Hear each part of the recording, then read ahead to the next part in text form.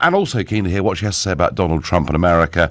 I was very struck yesterday with what happened at the Arc de Triomphe and the comments made by Macron, which I'll talk about later, that I think we're on the verge of a new Cold War between the European Union and the USA, an ideological Cold War. Meanwhile, up in Brussels, there are negotiations that have been going on through most of the night. The Cabinet meets tomorrow morning, and basically we've got until Wednesday to come to some agreement with Mr Barnier if there's to be a special conference later on this month and a deal put to Parliament before Christmas. Again, we'll talk more about that. But, you know, we seem to obsess, I think, about the Conservative Party splits. Boris again today, writing him a telegraph, calling for a cabinet mutiny, saying that he thinks, we really are being sold out in the most extraordinary way. The biggest political failure since Suez, which, of course, his brother says as well, although from a different side, a different argument. So we talk about Tory splits all the time. We're really not focusing, folks, enough on the Labour Party. And I say that because in Der Spiegel magazine last week, Jeremy Corbyn did an interview, and he couldn't have been clearer. He said, we can't stop Brexit. And what his own party needs to do is to recognise the reasons why people voted leave. So that's the leader of the Labour Party a few days ago. I won't mention the way he looked at the cenotaph yesterday. I'm sure you've made your own minds up on that. Let's stick to the politics of it. So you can't stop Brexit, and yet here was Sir Keir Starmer, Shadow Brexit Secretary, talking to Nick Ferrari on LBC this morning. The Labour Party position obviously was much discussed at our Labour Party conference in September, and we had a motion that the whole party agreed, Jeremy, myself, everybody else, and that makes it clear that we will face each decision that comes. Obviously, the deal, if there is one, will have to be voted on in the next few weeks, and we've said that if that doesn't meet our conditions, we'll vote against it and call for a general election. If that doesn't happen, that all options must remain on the table, and that includes the option of a public vote. So that's the position that the whole party has got around. So Mr Corbyn's wrong, Sir Keir, because he's saying we can't. I mean, it's pretty unequivocal. We can't stop it, but I'm hearing from you it can be stopped. Well, yes, but we've got to look at the decisions as they arise. And as I say, the first decision is actually on the deal, then a question about a general election, and then other options. So that's the structured approach. And Jeremy and I and the whole party voted for that at our party conference. Before we move on, doesn't someone need to tell Mr Corbyn this? Because he's obviously under the view that it can't be stopped. You don't get more definite than that. We can't stop it. My goodness. Well, as I say, Nick, we've all agreed the party position, and Jeremy is not attempting to alter that party position. And so just to clarify, it can be stopped. For my listeners, it can be stopped. Yes, but we've got to look at the decisions as they arise and where the votes are, in the sense that what are the votes on the deal? Is the Prime Minister going to get it through? Is there going to be a deal? Obviously, that's the critical question for this week. Right. And then if there is, if she doesn't get a deal that goes through, then obviously we are into a position where we will call for a general election, and then other options will need to be considered. But at the moment, we're in this sort of monthly crisis of the question of whether there's actually going to be a deal or not. They're all over the shop, aren't they? And just to confirm that, here was Shadow Foreign Secretary Emily Thornberry on Mar yesterday. The fact that we had a referendum and the results of the referendum ought to be abided by. But we do need to have an injection of democracy in between the result of the referendum and us going any further. And we've always said that. And what we wanted was a meaningful vote. And Theresa May is simply giving us a devil in the deep blue sea. She's saying, you can either fall off a cliff or get on this bridge to nowhere, and you're going to have to vote on that. That's not a meaningful vote. That's not an injection of democracy. So we say, if you're going to give us that, then, we refuse to play that sort of game. And frankly, if you can't come up with a decent suggestion, then we should have a general election. If we don't have a general election, which we think we should have, then yes, of course, all the options remain on the table, and we would, campaign for there to be a people's vote. But there are several stages before. Well, it's not all that clear listening to her, is it? Really, it's a series of stages ending up perhaps with backing a people's vote. Now, I don't know what the collective noun for former prime ministers is, but we've had John Major, of course, telling us there must be a second referendum. We've had Tony Blair repeatedly telling us there must be a second referendum, and former Labour Prime Minister Gordon Brown spoke on this subject today. I think the public will be shocked, because 80% of them want this to be over, to find that 2 years from now we will still be debating our relationship with the customs union, with the single market, whether we're going to be like Canada or Norway, whether we'll be able to sign free trade deals, what's the situation in Northern Ireland. This is inevitably on the agenda in further negotiations, even if there is a deal over the next 2 years. And what I want to see is a better process of taking this out of the Whitehall bubble, taking it out of Westminster so that there is discussion in the country. I want the public to be able to give their views. I want us to listen and engage in a way that people who voted in the referendum wanted to be listened to. And my fear at the moment is ever more division, sense of betrayal, loss of trust if we don't actually take this debate out of Westminster and make sure that the public can have their voice heard. So, Gordon Brown thinks there should be a second referendum and believes there will be one. Keir Starmer making it clear that Brexit can be stopped. Emily Thornberry confirming that if the deal comes to Parliament, what they really want is a general election, but if not, which is not going to happen, is it? Unless Mrs May really wants to go through that pain again, and then they'll push for a people's vote. But Corbyn making it clear that Labour can't stop Brexit, and we need to recognise the reasons why people voted leave. So, does anyone out there have any idea of whether Labour want to stop Brexit or not? Anyone, please help me. Come and tell me. I don't know. 0345 6060 973. Maybe you think, truth is, they're as split as the Tories, in which case text to 84850. And I'm particularly keen to hear from you if you're a Labour Party member who feels pretty confused and perhaps worried as to what the electoral implications of this could well be for the Labour Party. If that's who you are, let me know by tweeting using the hashtag Farage and LBC at LBC. And of course, you can watch us on Facebook and comment there too. Tom is a new caller from Brighton. Good evening, Tom. Good evening, Mr. Farage. How is Strasbourg treating you? Strasbourg, well, I've only just arrived, really, but I'm looking forward to Mrs Merkel tomorrow, but more of that tomorrow. Tom, tell me, do you know what the Labour Party position really is? I don't think any political party knows what their own party's position is on Brexit, it seems. If you look back at the history of the European Union, or back in the days when it was like EEC and EEC, Yes. There's always been division, right down the middle. And you've seen it in the referendum. Yes, Leave won, short majority, but it was still a win nonetheless. I'm a Remainer myself. I voted Remain. And I'll look back on it, I'm disappointed by the result, but then again, I've been disappointed in election results in the past, and I've moved on. The thing with Brexit is... So should the country move on, Tom, in a sense that we've got a result? Should we just get on with this? Yes, I think there is. I think the second referendum will hinder us in the future. We're really in a difficult position as it is with the negotiations.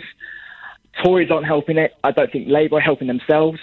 I think Labour really just need to focus on holding the Conservatives to account. The Tories are in government, and Labour, as Her Majesty's loyal opposition, they need to really focus on the nitty and gritty. We're going to have a Brexit. Brexit's going to happen. We're leaving. Accept it. But this is what we want. That's what the Labour Party should be like. This is what we need. Okay. This is what we want. I mean, Tom, I do take your point that if you go back to the start of this, or when it really kicked off in the 1970s, you had Roy Jenkins on one wing of the Labour Party, pro, Tony Benn on the other wing, anti. In the Tories, you had Edward Heath, pro, Enoch Powell, again. So you're quite right. The ability of this issue to divide parties has always been there. But don't you think, in terms of our national debate, that we do deserve to hear it? I mean, Theresa May's position is at least backed by the Cabinet, all right? That is the official Tory position. From Labour, we're getting no clarity at all, are we? No, and my point kind of goes on with what you've just said there about how there's been splits in the parties back in the 70s when it all happened. It's almost like as if it's a political issue where if you're on one side, it doesn't show what aspects of the political spectrum you are in. This is such a unique, niche political issue that really no party can represent one side of the argument. It represents, all parties are representing all sides of them because they're all split down the middle. And that, Tom, was why UKIP came into being. UKIP came into being because of that. Because at least UKIP had a unified... Mind you, to be fair, the Lib Dems are unified in their view. They are pro, and they want us to stay in. Tom, thank you for that. And Tom makes a fair point. The splits, this issue has always been a nightmare for poor political parties.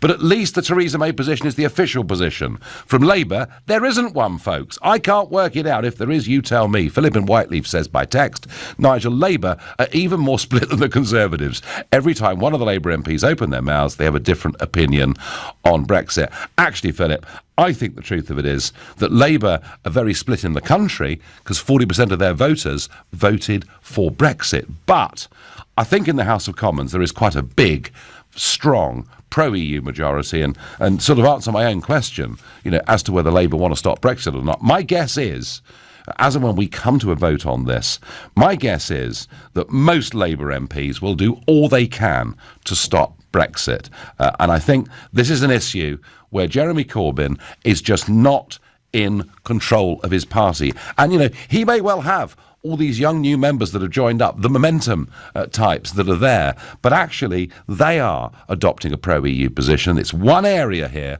where Corbyn is not governing his own party, and frankly, I don't think there's much prospect of him doing so in the short term.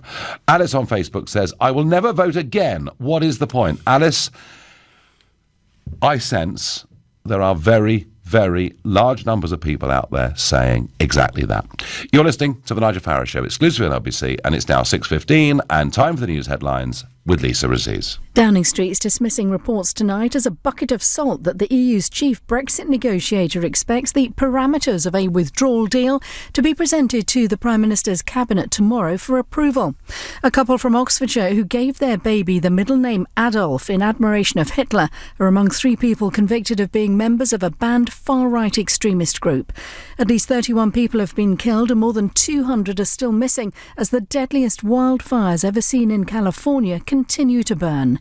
LBC weather, clear spells overnight for many, but with a risk to a further blustery showers in northern Scotland, a low of 6 degrees. LBC Travel, I'm Louise Knight, and one lane is closed on the northbound M23 just before the M25 in the roadworks with a broken down vehicle. Only one lane is running, which is causing queues. Clockwise on the M25, it's heavy from before 25 for the A10 through to 27 for the M11 after a car broke down earlier. Now we've got a broken down lorry in Purley. It's partly blocking the southbound side of the A23. That's Purley Road at Purley Cross and causing queues. And in Westminster, new safety barriers being put in. It means that Bridge Street's shut both ways and Westminster Bridge is closed northbound to all traffic except buses and taxis. Finally, some better news for the trains. South Eastern are running again between Bexley Heath and Barnhurst after an investigation earlier, but with delays. LBC. The 7 dwarves were in a bit of a pickle. With the mines closing down, their finances were somewhat fickle. They looked to downsize their home fast, so Snow White could make her debts a thing of the past. Boys, the cottage is looking well rough. So they spoke to the friendly team at Property Rescue, who buy properties in any condition and can offer a guaranteed sale in as little as 2 days, hassle-free. Fast forward to living happily ever after. Visit propertyrescue.co.uk. Property Rescue. Fast forward to sold. Hello, Jan here. Bonjour, everyone. Hi, it's Claire. Hey, Monica. Stephen has joined the call. Morning all, just wanted to say how much I'm looking forward to working with you. Bye. Stephen has now left the call. Don't cut your business calls short again. O2 lets you call and text from the UK to the EU at no extra cost. Search O2 Business or visit an O2 shop. New and upgrading customers only. Standard landlines and mobiles to selected destinations. Caps and terms apply. You and me are going to have such great adventures. Climb mountains, travel to the great beyond. Or we could drive around aimlessly for a bit to see if that works. With 7-inch touchscreen and navigation, Renault Kadjar is ready for life's adventures. Now with £2,500 deposit contribution, it's even easier to get one. Search Kadjar offers.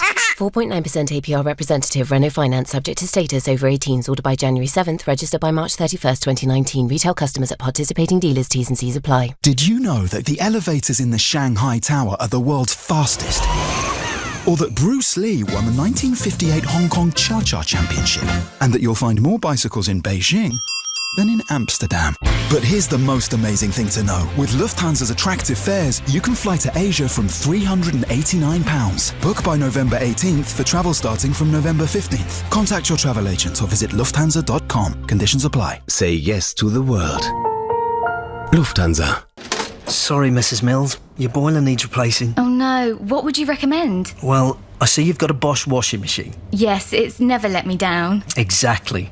I'd recommend a Worcester Bosch Green Star 29 CDI. It's really reliable and it's been awarded a Best Buy from Which. And with a Bosch Easy Control, you can even adjust the heating from your phone. So simple, your cat could do it. To find your new boiler, a local installer, and receive up to a 10-year guarantee, search Warm as Worcester. Finance for Business is the finance broker you can depend on. Their team of professionals can help you secure bridging finance, development finance, and commercial mortgages. Working with hundreds of lenders, they'll help you select the right solution for your project and stay from the start to the end and beyond. Finance for Business, because broking is the new banking. Visit awardwinningfinance.com. The Nigel Farage Show, live from Strasbourg, only on LBC. So Jeremy Corbyn says you can't stop Brexit. Sir Keir Starmer says you can stop Brexit. And Gordon Brown says there's going to be a second referendum. I mean, can anyone out there have any idea of whether Labour actually want to stop Brexit or not? Anyone? Mustafa in Barnet, who's a new caller. Can you help me, Mustafa? What is their position?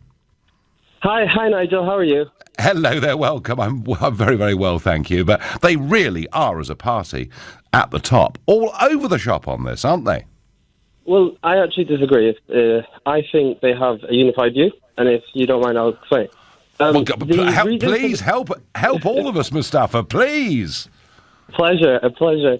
So I think the issue here is Labour's position depends on what deal comes back and a series of outcomes, right?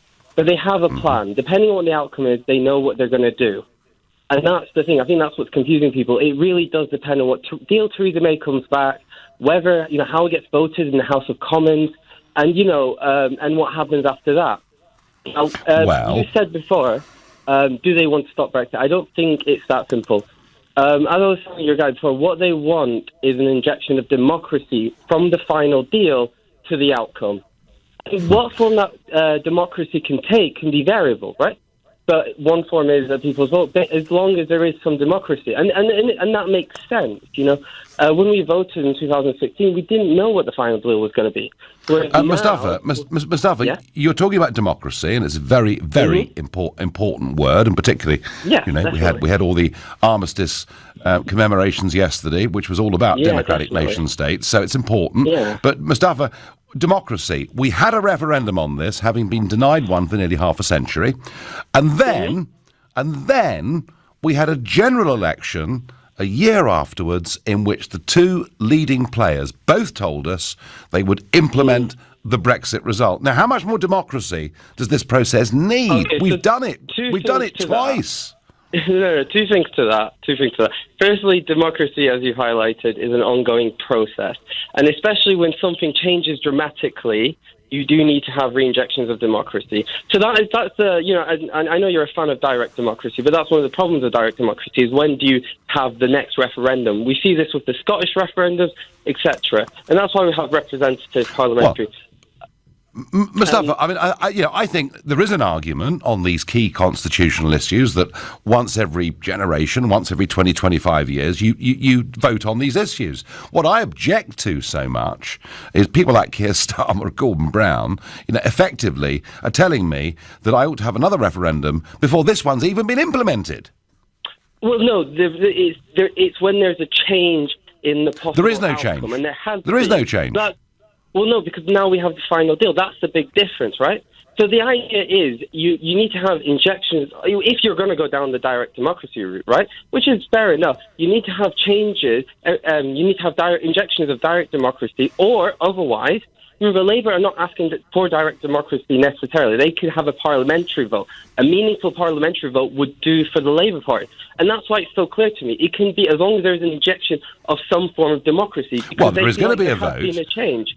There is going to be a vote. A meaningful vote. It's basically, jump off a cliff, right? Or have this really bad deal, which isn't a meaningful vote. So what Labour are asking for is some form of meaningful democracy. And that the meaningful bit is the most important part. It has to be something that isn't the truth of it that, the vast majority of Labour MPs treat the referendum result with total and utter contempt. and would like it to be reversed. Isn't that really the truth? Not really, because if you look at the evidence, they triggered Article 50, so they do believe in the results of the referendum. Because otherwise, if they didn't believe it, they wouldn't have triggered Article 50. Now, well, maybe that would have been, Mustafa, that would have been political suicide at that moment in time. Well, that is a very wrong, but that's the way democracy works. You mentioned before that, both parties did say, they were going to take us out of the EU, which they're both saying they will continue doing, as long as there's that meaningful injection. But and the single market and the customs union. I think that's debatable. They're lying through their teeth to us. These people, aren't they? But remember, the more important point is democracy does. What you say in, for example, in elections can change. Theresa May promised a lot of stuff in that election, which she backtracked on. The old age pensioners tax. She backtracked. The one with the homes. She backtracked on that. Things do change, and we have to appreciate that change. Otherwise, Mustafa, it becomes a dictatorship. I can accept another referendum 20 years down the road when we've left and seen how it works out. Before then, I think it's an outrage, but you've made your arguments very, very well indeed, and I thank you for calling us for the first time. Gary in Horsham says to me by text, the collective noun for ex-prime ministers is a shambles. I quite like that. If Corbyn gets in, it will become qualified by the adjective disgraceful. A disgraceful shambles. Yes, Gary, but with a very nice anorak and bright red tie. Dale from Chester is another new caller to the show. Dale, enlighten me. Are Labour going to go all out to stop Brexit? Nigel, I just want to say one thing. I voted for Brexit. I'm a Brexiteer. And it infuriates me listening to you on this programme, knowing that you've left us in a right mess. We're now stuck with a Conservative Party and a Labour Party that are totally divided. There's no party there or anyone to support people. I didn't vote for a deal. I voted to leave the EU. Yes. Now, I'm bored of being told by all these parties that I should be getting the fair deal that I want. I don't want a deal. I want to leave. I voted to leave, and that's it. Yes. Dale, I'm absolutely certain that the vast majority of Leave voters would agree with that. There was no qualification on this. It was we voted to leave the institutions of the European Union. It couldn't be simpler, could it? Well, exactly. But, UKIP as a party, you said before, we've got Liberal Democrats that are pro-stay, and, UKIP was the party that I decided to follow because you were pro-Brexit, and where are they now?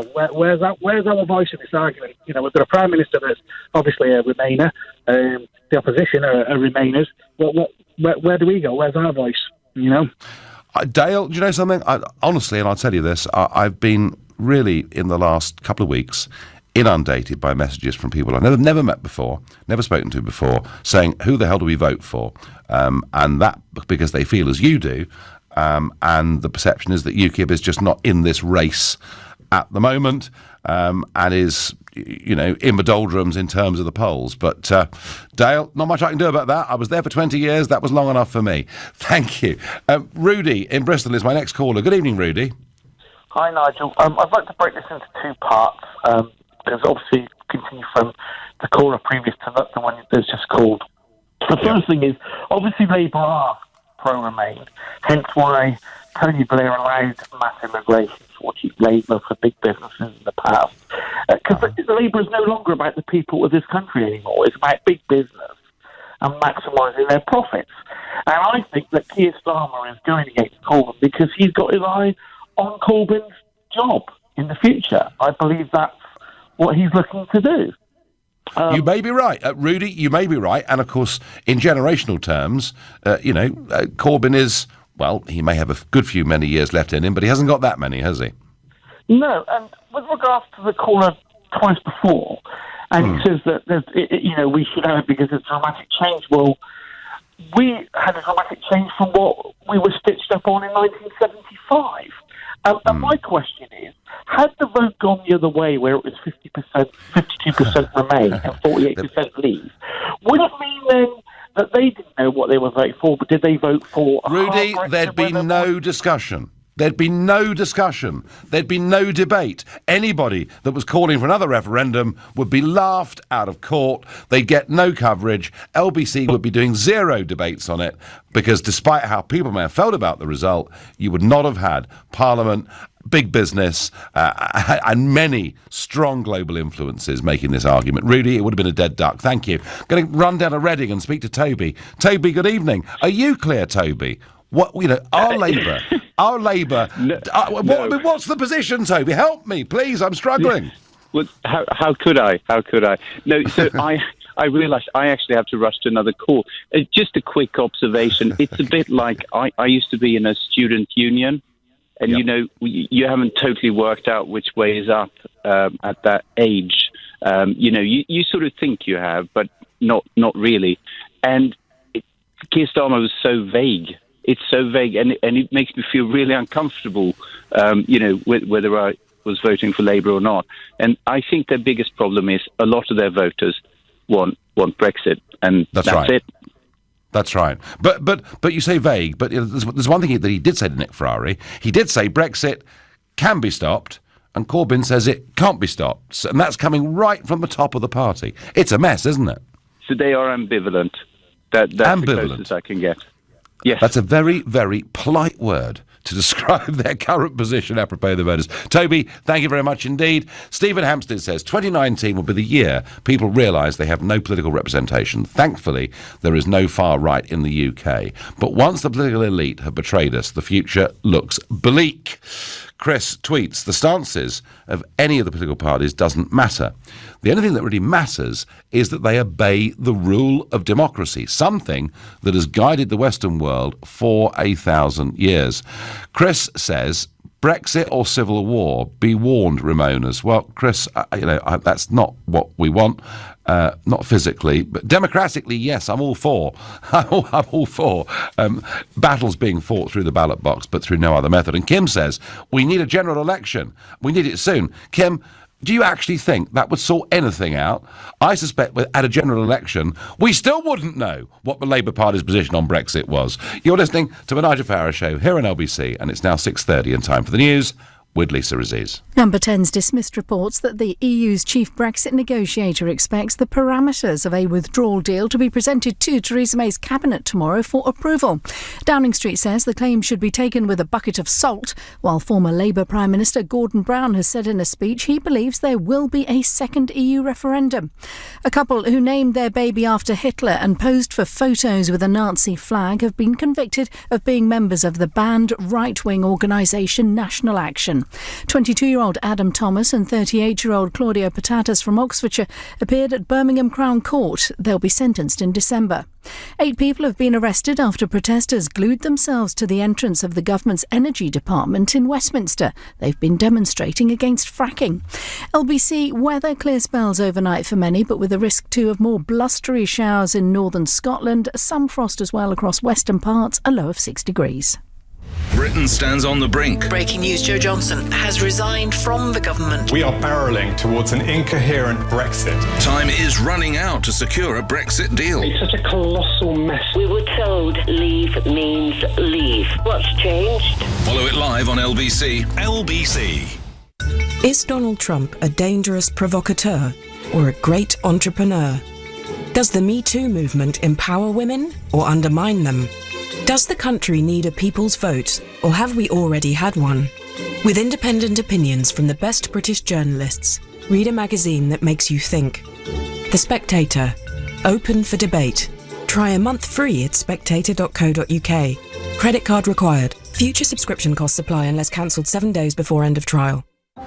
As a medical first responder, I know firsthand, when it comes to saving a life, seconds make the difference. Vodafone helps South Central Ambulance Service get to critical incidents quickly by delivering emergency details securely over our network, direct to an app that's part of our total workforce mobility solution. Search Vodafone Business Solutions to discover how we're so much more than mobile. Vodafone, the future is exciting. Ready? Subject to area availability, minimum terms apply. Details at vodafone.co.uk Business Solutions. Block management. 2 very simple words.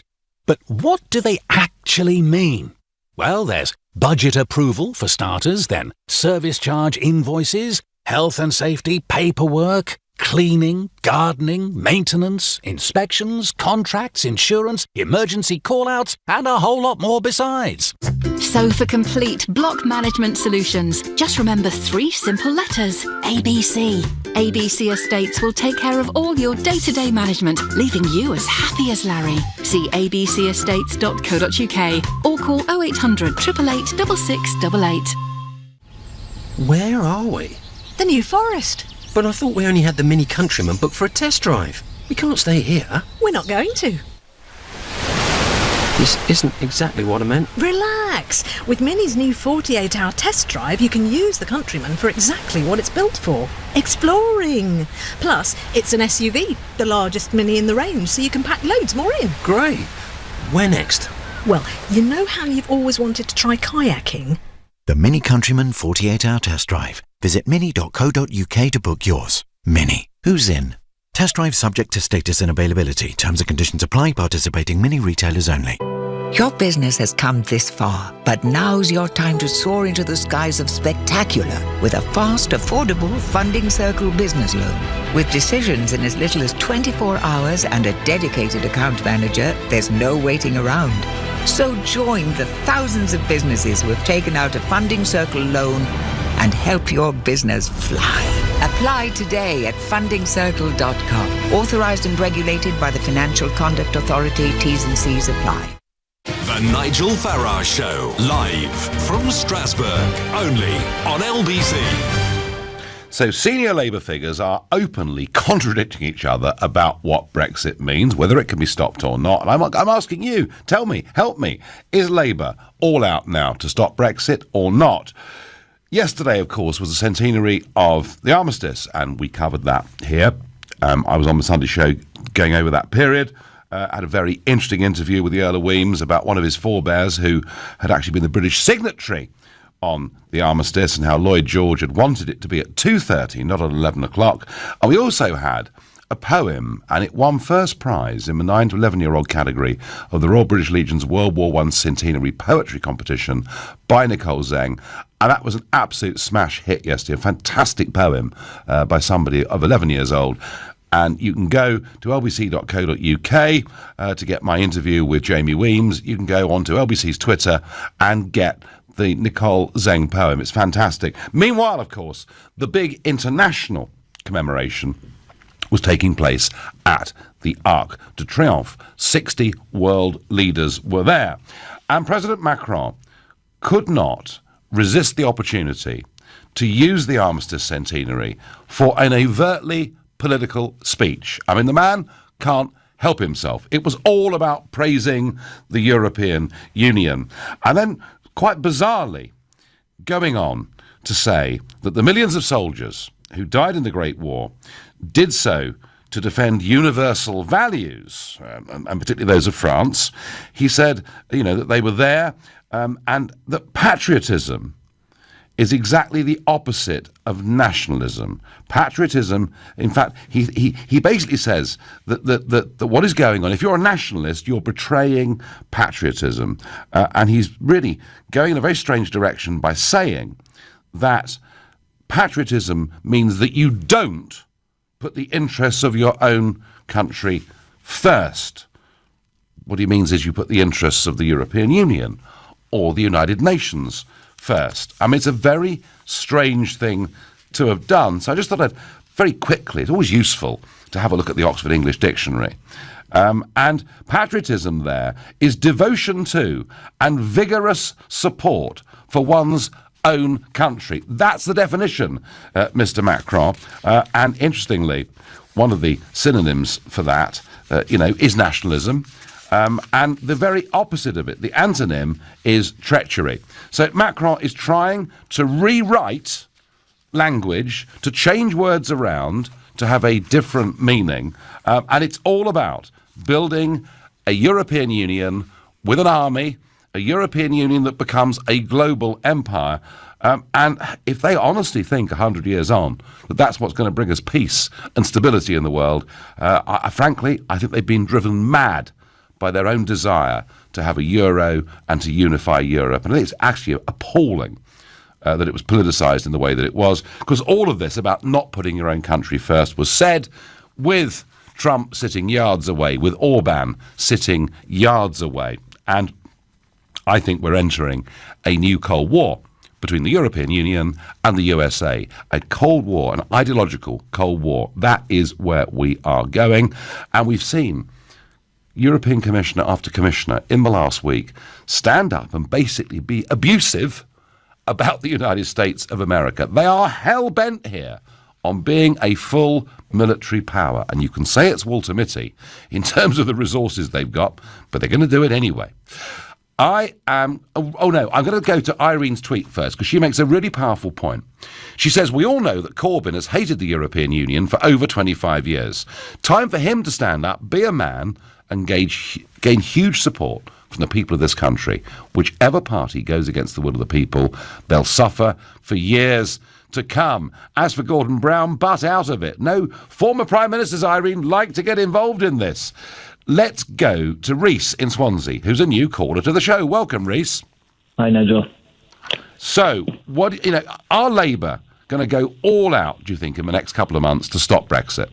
No, I don't think they know what their position is. I was a Labour leaver campaigning in Carmarthenshire area, in the Swansea area, South Wales, and I used to get hurled abuse out in the street, etc. But even by Labour members as well, and I was a member at the time. But they haven't got they don't know what their position is. They're trying to play all fields, and they're doing it pretty badly. But that tweet that you said was quite right. He needs to pick his side. And if he had any leadership skills or intelligence about him, he would have picked the side that voted to leave, and he would be countering, and his approval ratings would be going through the roof for that part of it, because this is such an important issue. I think that a lot of people will vote only on this issue if there was a general election. I wouldn't vote Labour on this issue.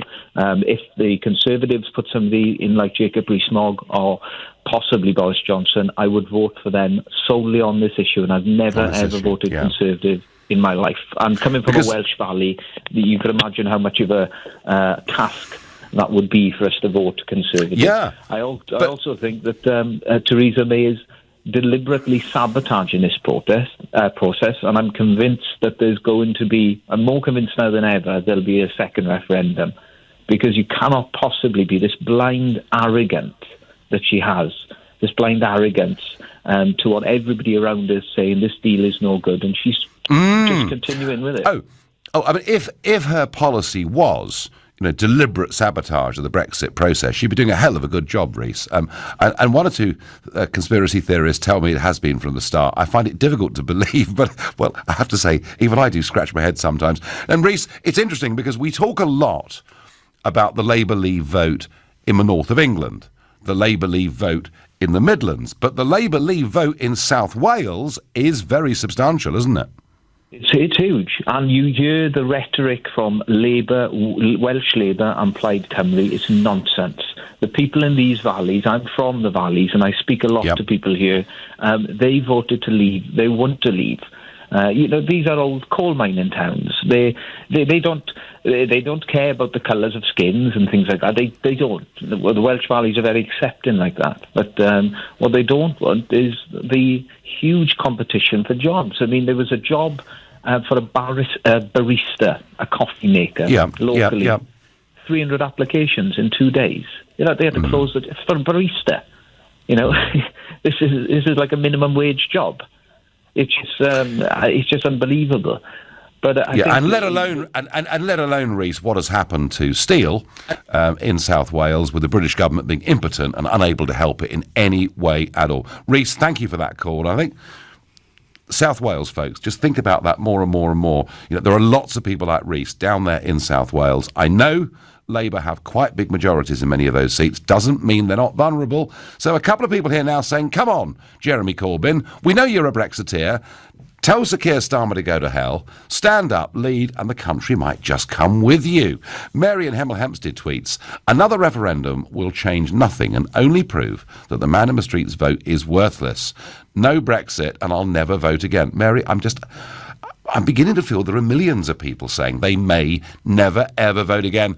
Ian in Eastbourne helps me. The collective noun for former PMs is definitely has-beens. Let's go to Matthew in Heathrow, who is known to me. Matthew, good evening. Welcome back. Evening, Nigel. Basically, Keir Starmer is just stating the obvious. I mean, if the deal she's going to bring back to Parliament, she's trying to get the best deal for the country, and if Parliament doesn't accept it, or the option to her is then to put it to the people in a second referendum. And basically, Well, Matthew, she could. Now, given that we do have an EU withdrawal bill, she could take that final vote and ignore it. She could legally, she could do that. I think the odds of her doing it, though, are very limited. Well, no, she said she'll give them a meaningful vote, and if they don't accept it, she's got to then put it back to the people, and basically, I don't think you're going to like the choice. It's either going to be accept the deal she brings back, what would be the best she's managed to achieve, or it's going to be remain on what David Cameron has. Matthew, do you know something? Do you know something? Not only is Westminster going to vote on this, but the absolute final vote, and it's binding, is going to be here in Strasbourg. And you've just outlined the great dilemma that I'm going to face when it comes here. You know, if I'm asked to vote for this deal, or effectively perhaps to risk by voting it down, a situation where we get a second referendum, that's going to be a hell of a tough decision for me to make. I have to say, Matthew, I just feel at the moment that what she's proposing and what they're debating in Cabinet tomorrow, given there is effectively a Barnier deadline of Wednesday for us to get this on the table, have a mini-conference, get the votes done, the parliamentary vote in Westminster done before Christmas, effectively, we're going to be trapped in something that's even worse than EU membership, continued jurisdiction of the European Court of Justice. So Matthew, you're right. Everything on the table is bad. But do you think, when it really comes to it, that Labour will be part of that process that brings this deal down? Well, basically, I believe that she's going to come back with the best deal, because basically David Davis was on the negotiations and Boris Johnson was on the cabinet, and they basically couldn't get what they want, so they just left, and they deserted it. Well, they should have stayed to try to get a better deal, and you've now got to accept. It would be crazy to leave without a deal. So, I don't think so. We'll debate that another time, Matthew, but thank you. You're listening to the Nigel Farage Show here on LBC. The time is now 6:46, and it's time for the news headlines with Lisa Aziz. Downing Street's dismissing reports as a bucket of salt that the EU's chief Brexit negotiator expects the parameters of a withdrawal deal to be presented to Theresa May's cabinet tomorrow for approval. A couple from Oxfordshire who gave their baby the middle name Adolf in admiration of Hitler are among 3 people convicted of being members of a banned far-right extremist group. At least 31 people have been killed and more than 200 are still missing as the deadliest wildfires ever seen in California continue to burn. LBC weather, clear spells overnight for many, but with the risk of further blustery showers in northern Scotland, a low of 6 degrees. LBC Travel, I'm J-Louise Knight, and the M40 is slow coming into town towards Junction 1, which is the Denham roundabout. A car's overturned. It's being recovered, so one lane is closed at the scene. If you're heading north on the M23, it's slow towards the M25. Just before the carriageway, a car has broken down and it's blocking one lane in the roadworks there. And the northern stretch of the clockwise M25 still pretty heavy towards 27 for the M11 after a vehicle broke down earlier. Now, long delays around Westminster. New safety barriers are being put in. It means that Bridge Street is shut both ways, and Westminster Bridge is closed northbound to all traffic except buses and taxis. And on the trains, South Eastern have delays Bexley Heath to Barnhurst, and Greater Anglia and Stansted Express have delays through Hackney Downs. Coming up at 7 on LBC, Ian Dale. At 8 on our Monday night panel, we'll be debating where we are on Brexit. And at 9, homeschooling. Why would anyone do it? But first, the LBC News Hour. Ian Dale on LBC. The office printer. It always seems to fail when you need it most. Best push that 10:30 meeting back. With the American Express Gold Business Card, you can earn membership rewards points on your everyday business expenses. It could all add up to you treating the office to a brand new bells and whistles printer. The powerful backing of American Express. Don't do business without it. Search Amex Business Cards. Terms and conditions apply. Your first year's on your card fee is on us, £125 thereafter, subject to approval. For hundreds of years, Indian food has been about sharing great food with the people you love. For over 5 years, Manjal Restaurant have brought North and South India together in the heart of London. And due to its success, now we've come to Chigwell Loughton. Experience the essence of India and make memories with Manjal. Book now at manjalrestaurant.com. Whatever business demands, we deliver. When you need your staff connected, we deliver the new Transit Custom with voice control technology on the optional Sync 3 system. When you want a better deal, we deliver a £500 customer saving when you buy a new Ford commercial vehicle after taking a test drive. Only at the Transit Show live event, 3rd to the 18th of November at your nearest participating Ford dealer. Ford. Together, we go further. Selected models only. Customer saving excluding 20% VAT of the recommended retail price. Contract from 3rd to 19th of November. Registered by 31st of March 2019. T's and C's apply. See Ford.co.uk/Transit Show Live. TfL and the Mayor of London are growing the capital's fleet of electric and hybrid buses. Their significantly lower emissions are helping to bring cleaner air to London. Great news for, well, basically anything that breathes when you think about it. For more information, search TfL Improvements. To the Mayor of London and TfL, every journey matters. Make Christmas a little special with a pouch of celebrations, just $2.99. A tub of Nestlé Quality Street for $3.99. Individually wrapped chocolates, ideal for sharing. Or not. Lidl. Big on quality, little on price. Subject to availability. Selected stores excludes NI.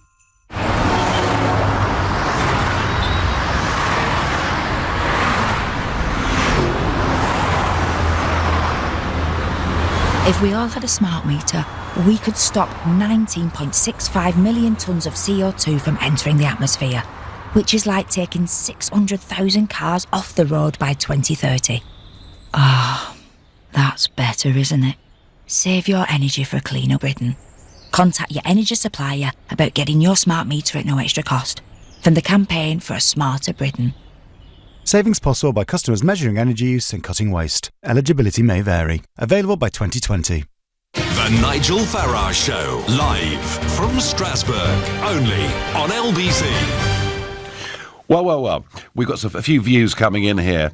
I don't think there'll be a deal. Too many Remainers have lobbied the EU to refuse any compromise in the hope that we will never leave without a deal and Brexit will be abandoned. Well, Nigel, in Notting Hill, there is a lot of talk of collusion out there. And Caroline says that Macron thinks he's the new Napoleon Bonaparte and the EU will be his empire. Look what happened to Napoleon, she says. Wesley in Manchester is calling me. Wesley, are Labour going to go full out to stop Brexit? I think it's happening, Nigel, but it's happening behind Corbyn's back and a few of us, the vast majority of us who want to respect what the vote was. I wanted to remain, but I also know that we need to respect the vote, which was to leave.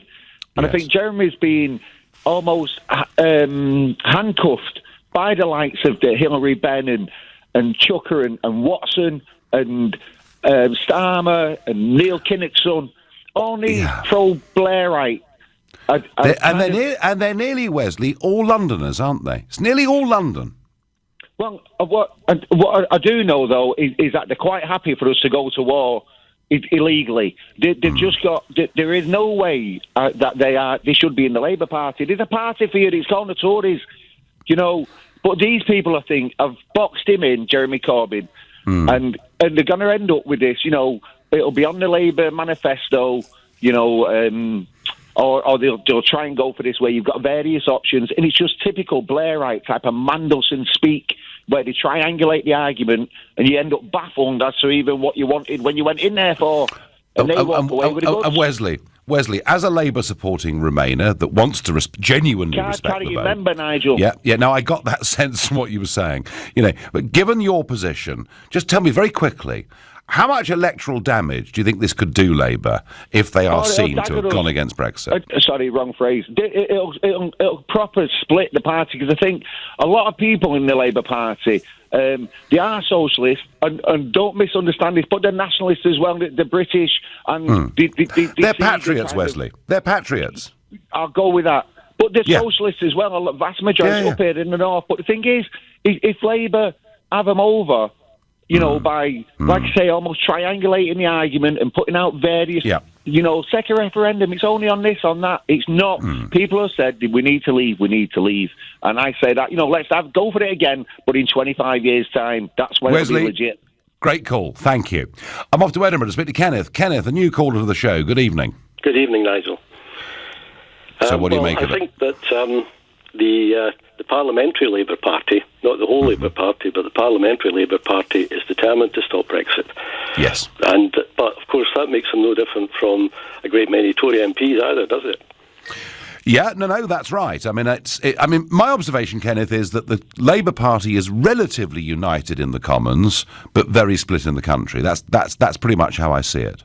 Yeah, but of course, on the news tonight with Gordon Brown, and they're really trying to bring on the big beasts to try and reverse the... Well, the reason why they want another referendum is because they have absolutely nothing to lose.